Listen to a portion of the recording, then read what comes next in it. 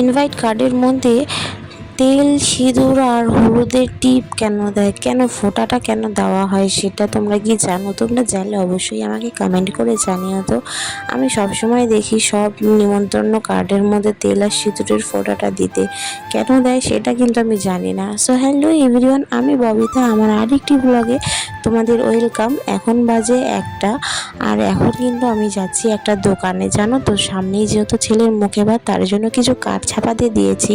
আর দোকানদার এত ঢিলা, 2-3 দিন নাগাদ খালি ঘুরিয়েই যাচ্ছে, কার্ড আর দিচ্ছে না। তাই আজকে প্রেশার দেওয়ার কারণে বলেছে আজকে নাকি দেবে।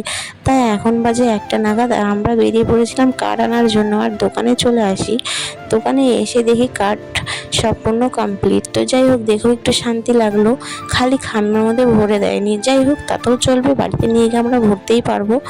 তো তারপরে সামনেই পাশে একটা দোকান রয়েছে, যেটা আমি আমার ছেলে পেটে থাকাকালীন পরোটার ঘুগনি খেয়েছিলাম। তো আমার ননদ আর আমি যেহেতু বাজারে এসেছি, তো বললাম চল, সকাল থেকে তো আমরা ভাতও খাইনি আর সবসময় তো বাইরের খাবার খাই না, চল আজকে পরোটা খেয়ে যাব।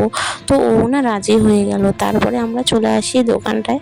তো আমাদেরকে কিন্তু দেখো গরম গরম পরোটা ভেজে দিয়েছে আর ঘুগনি। জানো তো, ঘুগনির সাথে পেঁয়াজ কুচি, লঙ্কা কুচি খেতে কিন্তু আমি বেশ ভালোই বাসি। তো দোকানেও কিন্তু পেঁয়াজ কুচি আর লঙ্কা কুচি ঘুগনির উপর দিয়ে নিয়ে নিলাম। আর গরম গরম পরোটা, তো তাই একটু খেতে সময় লাগছে। তো আস্তে আস্তে রিল্যাক্সে খেতে খেতে একটু গল্প করছিলাম। গল্প করতে করতে এদিকে বাড়ি চলে আসি, দেরি হয়ে গেছে, শিলিগুড়ি যাবো যেহেতু।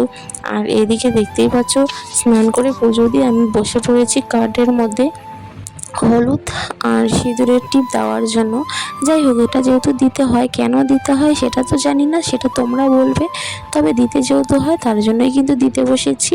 আর এদিকে যেগুলো যেগুলো নাম জানি, আর আজকে কিছু কিছু ইনভাইট করতে যাব বরের সাথে, তার জন্যই এদিকে নামগুলোও লিখে নিচ্ছিলাম। জানো তো, বেশ সময়টা অনেক তাড়াতাড়ি চলে গেল, আর সময়ও নেই।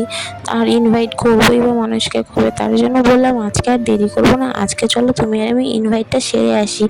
তো আগের দিন রাতে যেহেতু শিলিগুড়ি গিয়েছিলাম, তো 10টা, মানে একটু দেরি করে গিয়েছিলাম, 10টা বেজে গিয়েছিল, সব দোকানপাতও বন্ধ হয়ে গিয়েছিল। তো বর বললো যে আগে যাও, শিলিগুড়ি থেকে ঘুরে আসো, যা যা লাগবে নিয়ে এসো, তোমার কী কী কিনতে হবে সেগুলো কিনে নিয়ে আসো, দিদির সাথে চলে যাও। তো তার জন্য আর দেরি না করে এদিকে তাড়াতাড়ি করে কার্ডের কাজগুলো শেষ করে আমি চলে যাব এখন দিদি বাড়ি। তার জন্য এদিকে রেডি হয়ে নিচ্ছিলাম। আর ছেলেকে যেহেতু রেখে যাব, একটু খারাপ লাগছে, তবে খারাপ লাগলেও কোনো কিছু করার নেই। ছেলেকে এখন নিয়ে যেহেতু আমি ঘুরি না, আর যাওয়ার যেহেতু আমার দরকার, তার জন্য ছেলেকে আমি রেখেই যাব। আর ছেলে যেহেতু ফর্মুলা মিল্ক খায়, কোনো অসুবিধা হয় না। তো এদিকে আমি রেডি হয়ে চলে আসি দিদিদের বাড়িতে, দিদির সাথে যাওয়ার জন্য। আর দেখো মেঘলা আকাশটা কি সুন্দর লাগছে, তাই না? জানো তো, আগের দিন না আমি 8:30 নাগাদ শিলিগুড়িতে গিয়েছিলাম।